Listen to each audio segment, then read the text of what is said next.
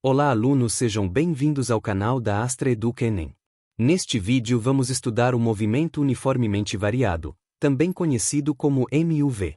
Esse é um dos conteúdos mais importantes da cinemática e aparece com frequência nas provas do Enem.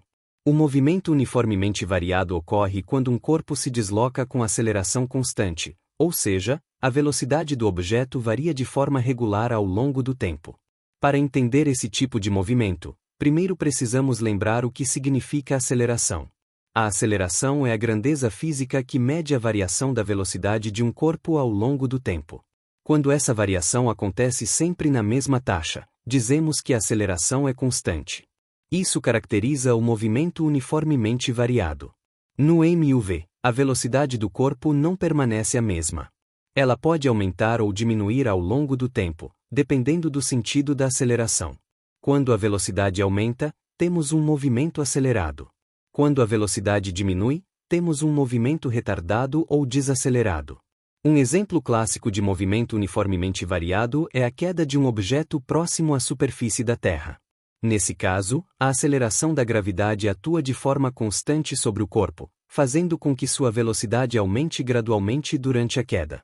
Para descrever matematicamente o movimento uniformemente variado, utilizamos algumas equações importantes da cinemática. A primeira delas é a equação da velocidade em função do tempo. Essa equação mostra como a velocidade do corpo muda ao longo do tempo quando existe aceleração constante. V igual V0 mais AT igual V underline 0 mais AT igual V0 mais ET. Nessa equação, V representa a velocidade final do corpo, V representa a velocidade inicial, A representa a aceleração e T representa o tempo. Essa relação mostra que a velocidade aumenta ou diminui de forma linear com o passar do tempo. Outra equação muito importante no movimento uniformemente variado é a equação da posição em função do tempo. Essa equação permite calcular a posição do corpo após determinado intervalo de tempo.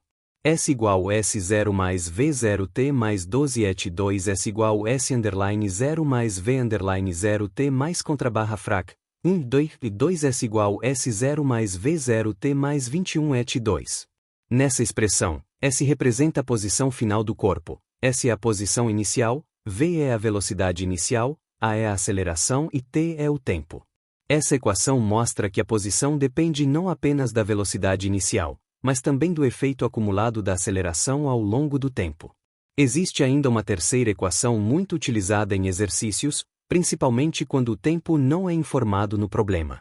Essa equação relaciona velocidade, aceleração e deslocamento.